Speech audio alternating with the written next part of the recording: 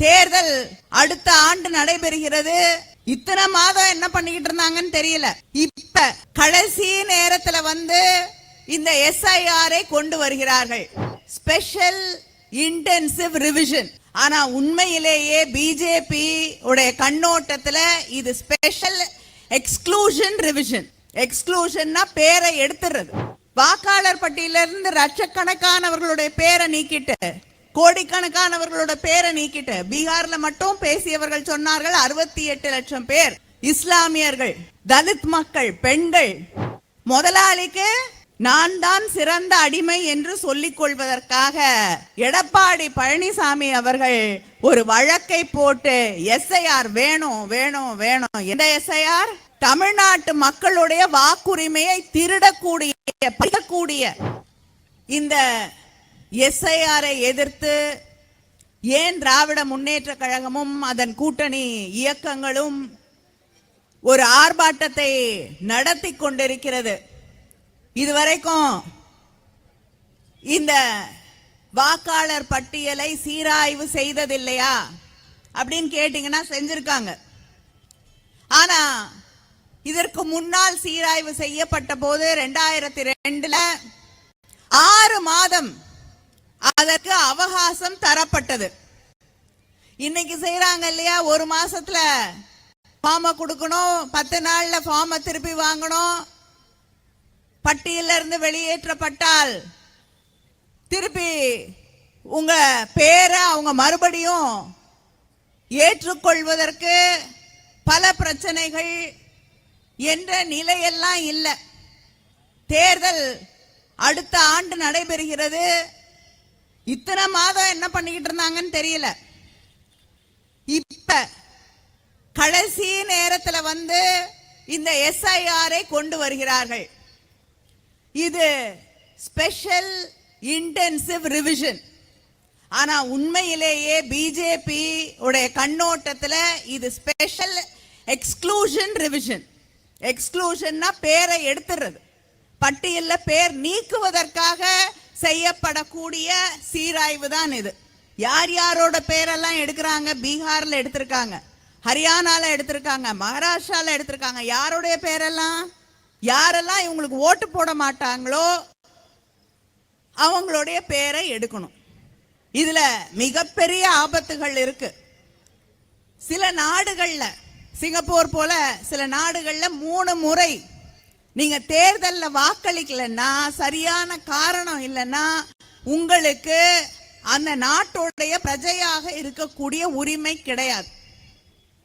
இப்ப இந்த வாக்காளர் பட்டியல்ல இருந்து உங்க பேரை எடுத்துட்டு நாளைக்கு இப்படி ஒரு சட்டம் கொண்டு வந்தாங்கன்னா, நாம இந்திய குடிமக்களாக வாழ்வதற்கு உரிமை இருக்கா, அது பறிக்கப்படுமா என்று சிந்தித்து பார்க்க வேண்டும். இங்க பேசியவர்கள் எல்லாம் சொன்னார்கள், வாக்குரிமை நம்முடைய அரசியல் சாசனத்திலே நமக்கு தரப்பட்டிருக்கக்கூடிய அடிப்படை உரிமை.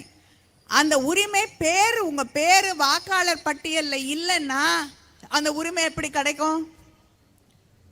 அந்த உரிமை இல்லாம போய் நாளைக்கு நீங்க தேர்தலில் ஓட்டே போட முடியாது, உங்களுக்கு வாக்காளர் அட்டையே கிடையாது. நீ எப்படி இந்தியாவுடைய குடிமகன் குடிமகள் என்று சொல்லிக் கொள்கிறாய் என்று சொன்னா நாளைக்கு ரேஷன் கார்டு வாங்க முடியுமா, பாஸ்போர்ட் வாங்க முடியுமா, படிக்க முடியுமா, பிள்ளைங்களை பள்ளிக்கூடத்தில் சேர்க்க முடியுமா? அது மட்டும் இல்ல, வாக்காளர் பட்டியலிருந்து லட்சக்கணக்கானவர்களுடைய பேரை நீக்கிட்டு, கோடிக்கணக்கானவர்களோட பேரை நீக்கிட்டு, பீகார்ல மட்டும் பேசியவர்கள் சொன்னார்கள் 68 லட்சம் பேர் இஸ்லாமியர்கள், தலித் மக்கள், பெண்கள், இவங்களுடைய பேர் நீக்கப்பட்டிருக்கிறது என்று. 68 லட்சம் பேருடைய பெயர் நீக்கப்பட்டிருக்கிறது. இங்க தமிழ்நாட்டில் அவங்களுக்கு யாரும் ஓட்டு போடுறதுக்கே தயாரா இல்லை, பிஜேபிக்கு வாக்களிக்க தயாராக இல்லை. அப்படிப்பட்ட ஒரு நிலையில இங்க பல பேருடைய லட்சக்கணக்கானவர்களோட பேரை வாக்காளர் பட்டியலிருந்து நீக்கிட்டு டீலிமிட்டேஷன், நம்முடைய முதலமைச்சர் அவர்கள் எதை எதிர்த்து போராடி கொண்டிருக்கிறாரோ, தமிழ்நாட்டில் இத்தனை வாக்காளர்கள் தான் இருக்காங்க, இப்ப குறைஞ்சு போச்சு, அதனால எதுக்கு உங்களுக்கு 39 தொகுதி என்று தொகுதியை குறைச்சோன்னா என்ன செய்வோம்? இதையெல்லாம் சிந்தித்து நம்முடைய உரிமைகளை, நம்முடைய பிரதிநிதிகளுடைய உரிமைகளை எல்லாம் பறிப்பதற்கு, தமிழ்நாட்டுடைய உரிமைகளை தொடர்ந்து பறித்து கொண்டிருக்கக்கூடிய ஒரு கட்சி தான், ஒரு ஆட்சி தான் பிஜேபியோட என்பதை நாம் மறக்க முடியாது, மறுக்கவும் முடியாது. இப்படிப்பட்டவர்கள் இந்த எஸ்ஐஆர் அவசர கதியில கொண்டு போய் ஃபார்மை கொடுக்க முடியல, வாங்கிறதுக்கு அவகாசம் இல்லை, யார் எந்த பட்டியல்ல எந்த பூத்து எங்க இருந்ததுன்னு தெரியாது, சில தொகுதி முன்னாடி இருந்த தொகுதி இப்ப இல்ல. இத்தனை குழப்பங்களுக்கு நடுவுல தேர்தல் வருவதற்கு முன்னால ஏன் இதை செய்யறாங்க அப்படின்னு கேட்டோம்னா, நீங்க பார்த்திருப்பீங்க சில இடங்கள்ல முதலாளிக்கும் அந்த முதலாளியை ஏற்று கேள்வி கேட்கறதுக்கு ஒரு நியாயமா ஒருத்தன் வருவான். அது கேள்வி கேட்டுட்டு இருக்கும் போது நடுவுல ஒருத்தன் பூந்து முதலாளிக்கு தான் எல்லார விடையும் லாயலா, நான் தான் அவருக்கு சிறந்த அடிமை என்று சொல்லக்கூடிய வகையில முதலாளி பதில் பேசுறதுக்கு முன்னாடி வந்து பூந்து இடையில பூந்து அடிப்பான், சத்தம் போடுவான். அது மாதிரி பிஜேபியை எதிர்த்து திமுக நம்ம கூட்டணி இயக்கங்கள் வழக்கு போட்டா இந்த எஸ்ஐஆர் வேணும்னு ஒரு ரொம்ப நல்லவர் வழக்கு போட்டிருக்கார்.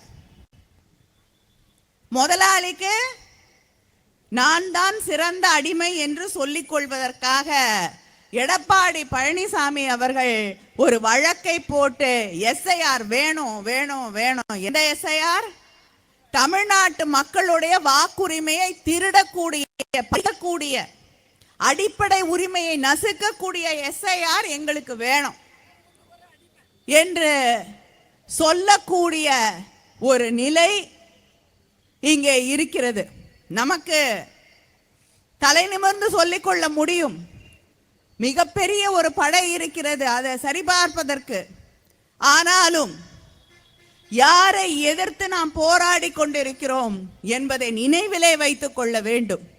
மக்களுடைய உரிமைகளை பறிக்கக்கூடியவர்களை, மக்களுடைய மொழியை ஒழிக்க வேண்டும் என்று நினைக்கக்கூடியவர்களை, பேச்சுரிமையை தடுக்க வேண்டும் என்று நினைக்கக்கூடியவர்களை, மதத்தின் ரீதியாக, ஜாதியின் ரீதியாக, மொழியின் ரீதியாக மக்களுக்கு எதிராக தொடர்ந்து செயல்பட்டு கொண்டிருக்கக்கூடியவர்களை நாம் எதிர்த்து போராடி கொண்டிருக்கிறோம் என்பதை நினைவிலே வைத்துக் கொள்ள வேண்டும். நாளைக்கு உங்களுடைய அடிப்படை உரிமைகள், அரசாங்கம் மக்களுக்கு தரக்கூடிய எத்தனையோ திட்டங்கள் உங்களுக்கு வந்து சேரணும்னா உங்களுக்கு இந்த வாக்காளர் அட்டை அவசியம் என்பதை நாம் புரிந்து கொள்ள வேண்டும். அதனால அத்தனை பேரும் சேர்ந்து நம்முடைய உரிமைகளுக்காக போராடுவோம். இதை எதிர்த்து நீக்கக்கூடியவர்களை களத்திலிருந்து விரட்டி அடிப்போம், விரட்டி அடிப்போம். நன்றி, வணக்கம்.